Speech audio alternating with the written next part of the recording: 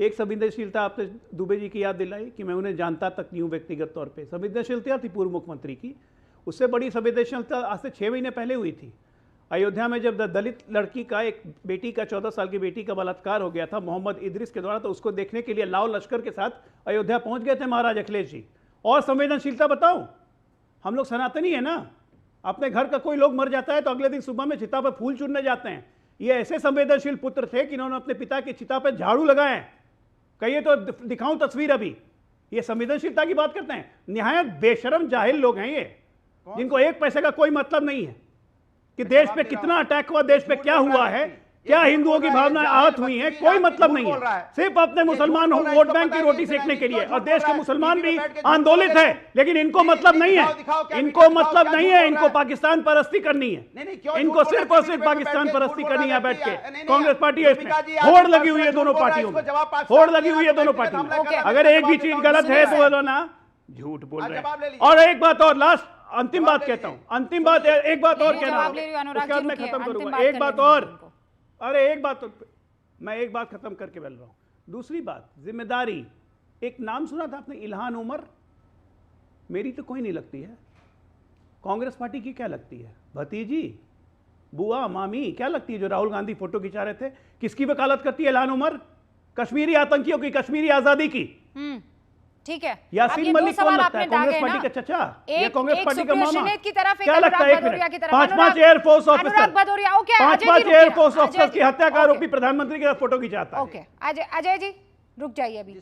अनुराग Bhadauria 20 second और उसके बाद मैं आज की, हाँ जी देखिए, आज की डिबेट में मैं वो बात नहीं करना चाहता था कि किस तरह से यहाँ पे हथरस की घटना हुई, दलित बेटी के साथ अन्याय हुआ, मैं नहीं करना चाहता था। बीएचयू आईटी सेल के लोगों ने किस तरह से बीएचयू में बच्ची के साथ अन्याय किया, मैं नहीं इस घटना को करना चाहता था। उन्नाव में जो आपने किया, मैं नहीं करना चाहता था कि बच्ची के साथ अन्याय हुआ। और आपने सैफई में बात की, श्री अखिलेश यादव जी की बात कर, उस व्यक्ति की जो रात भर सोया नहीं, 3 बजे जाके वहां पे अपने पिताजी के, आदरणीय नेताजी की चिता पे जाके खड़ा हो गया, उसके बारे में बात करो। शर्म नाम की कोई चीज बची है कि नहीं बची है? क्या शर्म बेच खाई है तुमने? शर्म बेच खाई क्या? झूठ बोल के नेशनल टीवी पे आके झूठ बोल रहे हो तुम?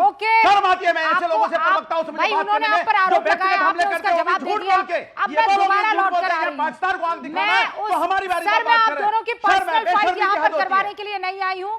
आज मुद्दा पूरे देश का वर्सेस पाकिस्तान और आतंक का है, इसीलिए मैं दोबारा ट्रैक पर लौट कर आ रही हूं। सुप्रिया शिंदे, नहीं, जिसके पिताजी उसके पिताजी गुजर गए, वो व्यक्ति को नींद नहीं आ रही है, उस व्यक्ति के बारे में बात कर रही है। शर्म नाम की कोई चीज है कि नहीं? हो सकता है आपके बारे में आप ऐसा सोचते हो अपने घर के बारे में। अब रुक जाइए, दोनों की आवाज डाउन।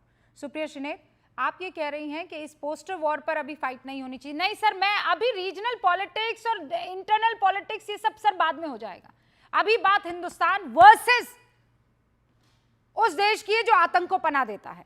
इसीलिए सुप्रिया जी, एक के बाद एक नेता भी तो नहीं मान रहे ना आपके, ना सोशल मीडिया ना नेता, कोई मानने को तैयार है नहीं।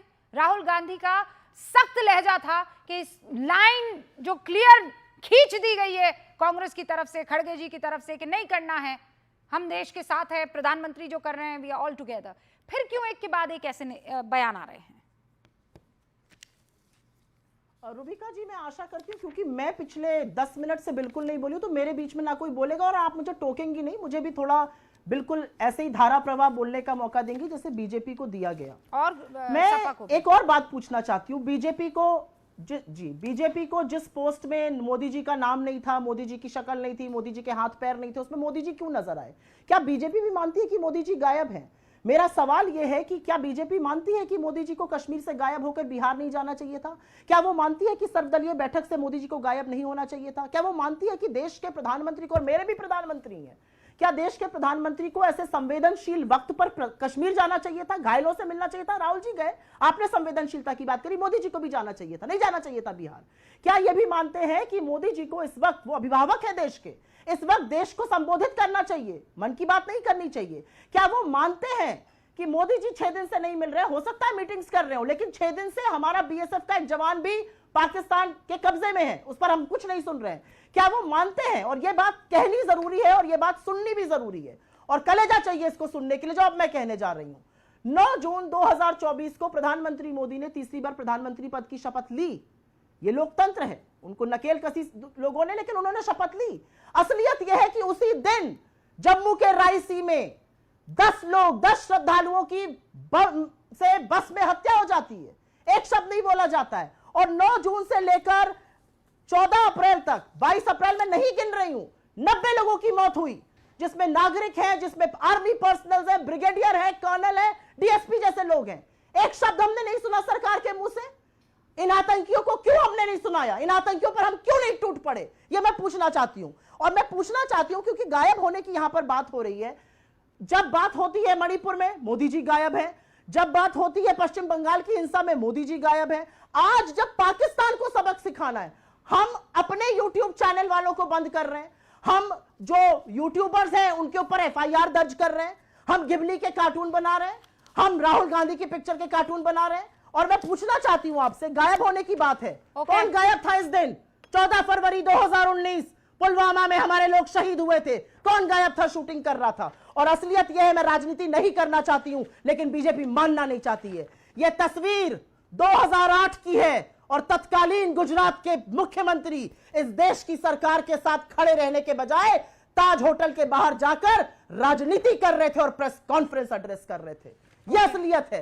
यह असलियत है कि इस देश के अभी प्रधानमंत्री ने 2013 में कहा था, we are facing the weakness in our army. मैं मर जाऊंगी, मैं शहीद हो जाऊंगी, लेकिन मैं अपने आर्मी के शौर्य और पराक्रम पर कभी सवाल नहीं उठाऊंगी। नरेंद्र मोदी ने वो भी किया है 2013 में। यह असलियत है। सुप्रिया जी, इसका जवाब दीजिए। जवाब दे देंगे जवाब लोग इससे। जी, लेकिन आपने अभी तक मेरे सवाल का जवाब नहीं दिया। आप लोग भी दीजिए जवाब। आप लोग भी पूछिए सवाल। मैं नहीं टोकूंगी, मैंने नहीं टोका। अब मुझे ये बता दीजिए, एक के बाद एक आपके मंत्रीगण, सीएम, बड़े बड़े नेता जो बयान दे रहे हैं, उनसे आप अग्री कर रही हैं। अभी एक और ब्रेकिंग में चला देती हूँ।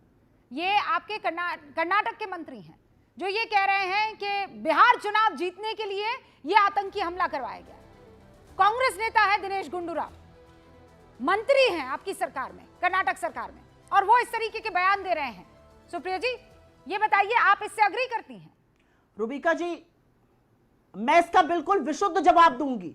कांग्रेस पार्टी ने मुझे आपके शो पर भेजा है, मैं अधिकृत प्रवक्ता हूं कांग्रेस पार्टी की। जो मैं कह रही हूं उस बात को सुनिए, क्योंकि अगर ऐसा नहीं होगा तो फिर मैं यह बोलूंगी कि जो बीजेपी के सांसद, बीजेपी के मंत्री, बीजेपी के प्रत्याशी संविधान बदलने की बात करते थे, वो बीजेपी का अधिकृत स्टैंड है। वो तो नहीं था उनका अधिकृत स्टैंड। अधिकृत स्टैंड हमारे जैसे प्रवक्ता आपके सामने रखने के लिए आते हैं। मैं आपसे पूछना चाहती हूँ, मैंने ये बीजेपी पूछा के ही ट्विटर नहीं हैंडल है से राहुल जी की अधिकृत स्टैंड है कि नहीं है।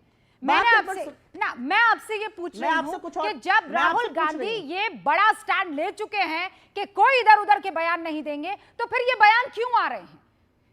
क्या राहुल गांधी की नहीं सुन रहे हैं? क्या आप लोगों की नहीं सुन रहे हैं? ये क्यों इस तरीके के बयान देते फिर रहे हैं? आज आप कह रहे हैं हम सब एक हैं, हम सब एक पेज पर हैं, तो क्यों इस तरीके के बयान, क्यों नहीं बच रहे हैं इस बयान से?